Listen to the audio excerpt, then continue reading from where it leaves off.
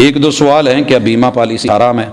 حضرات، بیمہ پالیسی کے اندر 3 بڑے جرم ہیں، اگر وہ نکال لیے جائیں تو پھر کوئی گنجائش ہے۔ بیمہ پالیسی کی سب سے بڑی دعوت دینے کی جو باعث چیز ہے وہ یہ ہے کہ آپ کے اوپر سورج بڑی تیزی سے چمک رہا ہے، اگر آپ کو کوئی چھتری دے دے تو حرج کیا ہے؟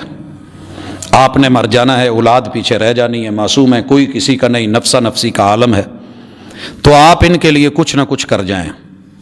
اللہ نہ کرے ایکسیڈنٹ ہو جائے، حادثہ ہو جائے، آپ مر جائیں، یہ ہو جائے، وہ ہو جائے، یہ اس طرح کی دیگر چیزیں، اولاد کی تعلیم، شادی، دیگر سہولیات، تو لہٰذا بیمہ پالیسی ضروری ہے۔ ہم آپ کے خیر خواہ ہیں، ہم آپ کے ممد، آپ کے معاون ہیں۔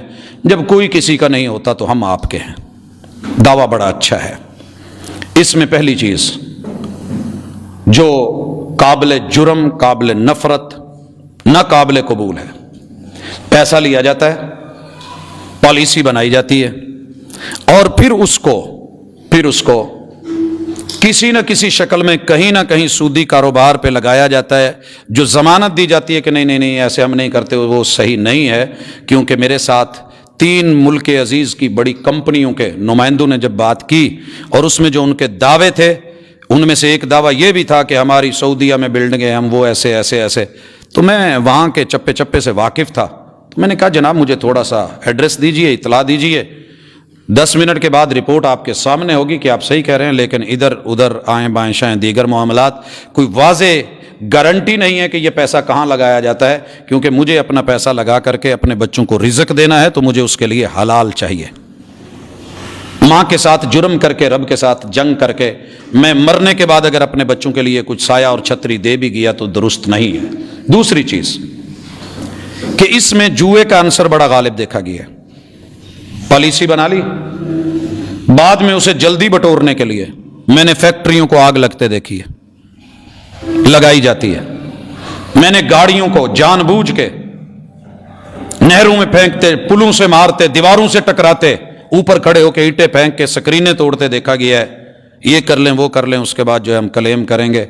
اور میں فتح پور سے گزر رہا تھا، ایک ہوٹل پہ رکا، 2 بڑے ٹینکر تیل کے آگ لگی ہوئی برابر کھڑے ہوئے، تو مجھے شک پڑا، میں نے ہوٹل والوں سے پوچھا، وہ کہنے لگے جی تیل کہیں پیچھے بیچ آئے تھے، ان کا وہ جو ہوتی ہے انشورنس وغیرہ یہ ساری ہو چکی تھی۔ پالیسیاں مختلف شکلیں ہیں، مختلف ناموں کے ساتھ ہے، یہ اس میں پرابلم تھی۔ یہاں آ کر کے انہوں نے کھانا کھانے کے بعد تھوڑی بہت کسی طرح وہاں آگ دی ہے اور یہ اس کو کلیم کر لیا۔ حضرات یہ سارا چلتا ہے، وہ انشورنس ہو، وہ بیمہ پالیسی ہو، وہ لائف کی ہو، وہ کسی اور اعتبار سے ہو، یہ دوسرا جوئے کا پہلو، دھوکے کا پہلو، فراڈ کا پہلو جو اس میں ہے وہ بھی ہے۔ اور تیسرے نمبر پہ سب سے بڑی چیز، انسان کا جتنا مال پیسہ ہوتا ہے اس کے ورثاء خود اللہ نے ان کو ریکمینڈ کیا ہے، ثابت کیا، ان کے نام سورہ نساء میں دیے، مگر یہاں پالیسیوں میں جس کا آپ نام دیں گے، بیوی یا بیٹا یا کوئی بھی رشتہ دار، یہ اسی کو ملنے والا ہے، باقیوں کو اس کے اندر دال نہیں گلتی۔ اسلام کے نظام وراثت کے خلاف تیسرا یہ بڑا۔ اور چوتھی چیز جو معاشی اعتبار سے، آج آپ سوچئے جو رقم آپ سے پہلے آج سے 10 سال 20 سال پہلے لی گئی، اور 20 سال کی پالیسی تھی یا 10 سال کی تھی، تب کی اس رقم اور آج کے سونے کا ذرا موازنہ کر کے تو دیکھیں، جتنی طے ہوئی تھی اتنا جو ہے وہ ویلیو جو پیسے کے ساتھ گرتی ہے، مثلا بعد میں آپ کو آ کے 20 لاکھ 50 لاکھ کا جو کہا گیا ہے، تو اس سے کئی گنا زیادہ میرے اپنے پیسے کی ویلیو، اگر وہی سونا وہی میرے پاس ساری چیز ہوتی تو اس کی وہ ویلیو تھی، مجھے کچھ نیا نہیں دیا گیا۔ اس اعتبار سے بھی محل نظر ہے، تو لہٰذا اسلام اس کی حوصلہ افزائی نہیں کرتا۔ علماء کے فتوے لے کے سارے گھوم رہے ہیں، لیکن جب ان کو بٹھا کے، مجھے بڑی اچھی طرح یاد ہے، سب سے پہلے اسٹیٹ لائف والے آئے، انہوں نے کہا جناب ایسے سب سے اچھے، بہترین، زبردست، اللہ کا کرنا ہوا ان کی لڑائی ہوگی اور وہ EFU میں چلے گئے۔ پھر وہی صاحب میرے پاس ہے جی، وہاں کچھ اولے تھے، میں بتا نہیں سکا، مجبوری تھی، کمپنی کی جو ہے وہ رواداریاں ساری رکھنی پڑتی ہیں۔ میں نے کہا پہلے اولے بتا، بعد میں بات کریں گے۔ نہیں جی EFU بہتر ہے۔ میں کہہ رہا ہوں نا کہ چلے آپ مان لیں کچھ چیزیں نہیں بتانے کے قابل ہو، میں نے کہا نہیں پہلے بتا، یہ جرم ہے، بتائے۔ میں نے کہا EFU کو کب ریزائن دینے والے ہو؟ کہتا نہیں، اب میرا جو ہے نا زبردست ان سے پیکج ہے، اللہ کا کرنا ہوا، کچھ عرصے کے بعد وہ تکافل میں پھر تشریف لائے، کہنے لگے جی EFU میں بھی یہ پرابلمز تھی۔ میں نے کہا تکافل میں؟ کہتے نہیں اس میں نہیں ہے. میں نے کہا اللہ کرے کوئی نئی کمپنی لاج ہو پھر آپ آنا, پھر ہم انشاءاللہ آپ کے ساتھ مل بیٹھیں گے. حضرات عام آدمی سے بات کر کے دھوکہ دے لینا بڑا آسان ہے. اگر امام سکتہ نہ کرے تو مقتدی سورہ فاتحہ امام کے پیچھے کیسے پڑھے؟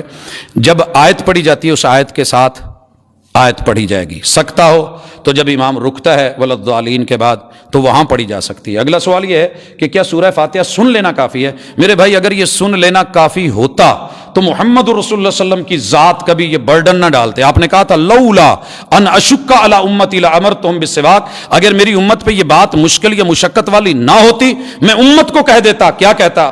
کہ وہ مسواک کریں ہر نماز ہر وضو کے ساتھ, لیکن مشکل ہے میں اس وجہ سے یہ نہیں کہہ رہا. تو نبی کبھی مشکل نہیں امت پہ ڈالتے, جو فرض ہوتا ہے وہی. آپ نے کہا تھا لا صلاۃ لمن لم یقرأ بفاتحۃ الکتاب, جس نے فاتحہ نہیں پڑھی ہے اس کی نماز نہیں ہوئی ہے, نہیں ہوئی ہے. باقی جس روایت کو لا کر کے یہ دیا جاتا ہے کہ جی امام کی نماز, تو پھر امام نے نماز پڑھ لی, آپ کیا کر رہے ہیں پیچھے؟ امام نے پڑھ لی, آپ کیا کر رہے ہیں پیچھے؟ وہ جی اللہ نے روکا ہے فَإِذَا قَرَأْتَ الْقُرْآنَ وَإِذَا قُرِئَ الْقُرْآنُ, یہ سورہ اعراف کی جو آیات ہے ان کا حوالہ دیا جاتا ہے. نہ اس میں نماز کا نہ اس میں فاتحہ کا ذکر, اوورآل قرآن کا ہے. مشرکین نے کہا تھا کہ لا تسمعوا لهذا القرآن, اللہ نے کہا وَإِذَا قُرِئَ الْقُرْآنُ فَاسْتَمِعُوا لَهُ, انہوں نے کہا نہ سنو, اللہ نے کہا سنو. انہوں نے کہا تھا شور ڈال دو, اللہ نے کہا وَأَنصِتُوا, چپ رہو. انہوں نے بولا لعلکم تغلبون, تاکہ تم غالب آ جاؤ. اللہ نے کہا لعلکم تفلحون, تاکہ تم ترحمون, تمہارے اوپر رحم کیا جائے. تو یہ اس کا جواب تھا. اور اگر یہ فاتحہ کے بارے میں تو اگلی آیت بھی پڑھ لیں سورہ اعراف کی. اللہ کہہ رہے ہیں کہ دل میں پڑھ, کہتے ہیں جی وہاں فاتحہ کا نام نہیں, تو وہاں یہاں کہاں ہے؟ رسول اللہ صلی اللہ علیہ وسلم نے واضح کہا ہے فاتحہ کے بغیر نماز نہیں ہوتی. میرے دوست تھے, احباب تھے, ملنے والے, اسی پہ بحث ہوئی, حتیٰ کہ چائے پہ تشریف لائے. چائے ماشاءاللہ عصر کے بعد کا ٹائم تھا, بڑی بھرپور چائے دی گئی, بڑے بڑے مٹکے اور مگے جو ہیں وہ رکھے گئے. جب ڈھکنے اٹھائے تو کہنے لگے کہ باجی پتی ڈالنا بھول گئی ہے, ذرا انہیں دوبارہ کہہ دیں. بلایا گیا بچے کو, بھیجی گئی اندر, ٹرے بھیجی گئی پتی کے لیے. دوبارہ آئے تو پھر وہ ویسے کی ویسے وائٹ چائے. میں نے کہا یار دودھ زیادہ اچھا ہوتا ہے, پی لے. کہنے نہیں جی چائے پینے ہیں, ہمیں سے دودھ نہیں پیا جاتا, آپ کی مہربانی کہیں. تیسری دفعہ بھیجی چائے, پھر سفید. اور پتہ جو جملے سنے میں نے وہ 3 جملے تھے. جب پہلی مرتبہ آئی تو ہم نے کہا باجی بھول گئی ہے. دوسری دفعہ جب آئی تو ہمیں نے کہا کہ باجی شاید نہ سن دی نہیں. تیسری مرتبہ جب ویسے آئی ہے تو پتہ یہ چلا کہ باجی نو دیسدا بھی نہیں تو باجی تہاڈی مانتی بھی نہیں. میں نے کہا جی آپ مہمان ہیں, جو کہہ سکتے ہیں میزبان ہوں, میں کیا کہوں. میں نے اپنے کپ سے ڈھکنا اٹھایا تو پتی پوری تھی. میں نے کہا جناب آپ وہ پیجئے, میں یہ لیتا ہوں. کہا تہاڈی, میں نے کہا وہ جو آپ نے باتیں کی ہے نا کہ باجی سنتی نہیں, باجی دیکھتی نہیں, باجی جو ہے وہ مانتی نہیں اور ایسے ضدل ہے, وہ آپ کی بات نہیں سنتی. میں نے کہا ہاں جو کہا ہے وہ سنا ہے, لیکن یہ دیکھیے میں پی رہا ہوں تو آپ نے پی لی. ادھر ہے نا, کوئی ضروری تو نہیں پتی چائے کے لیے. کہنے لگا جی پتی نہ ہوئے تو چاہ کا دی. میں کہ سونے ہو جی فاتحہ نہ ہوئے تو نماز کا دی. آقا نے بولا ہے یہ میں پی رہا ہوں آپ کو مل جائے گی, آپ پئیں یا نہ پئیں, میں پی رہا ہوں نا آپ کو پہنچ جائے گی. وہ آپ نے پی, ہم نے کب پی؟ ہمارا تو نام بدنام کیا ہے ہم نے. امام نے پڑھی تو سب کی ہو گئی, چاہے میں نے پی تو باقی رہ گئے. اللہ سے ڈریں کچھ. ایسے ہی اپنی ضد اور انا پہ ہم اڑے ہوئے ہیں. رسول صلی اللہ علیہ وسلم نے کہہ دیا نہیں ہوتی, ہم بھی کہیں گے نہیں ہوتی. کیوں نہیں ہوتی؟ میرا رب جانتا ہے. سبحانک اللہم و بحمدک اشہد ان لا الہ الا انت.